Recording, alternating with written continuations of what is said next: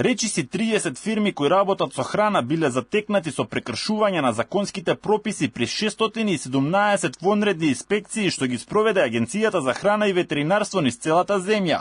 Небезбедна храна, нехигиенски услови и нерегистрирани објекти се само дел од сликата што ја откри надзорот пред великденските празници. Кај 16 оператори биле утврдени нехигиенски и структурни недостатоци, а 8 продавале храна со погрешни декларации. Инспекторите изрекоа 30 парични казни во износ од 25.400 евра и издале 44 решенија за отстранување на недоследностите.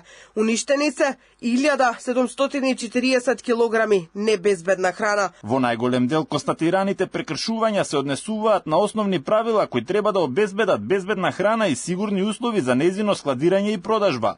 Без санитарни книшки, без прегледи, храна сервирале лица надвор од секој здравствен протокол во 4 објекти во Македонија.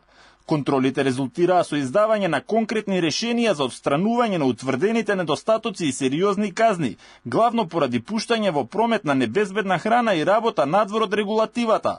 Одредени количини храна биле веднаш повлечени и уништени. 5 субјекти воопшто не биле регистрирани, а во 4 објекти персоналот немал валидни санитарни книшки.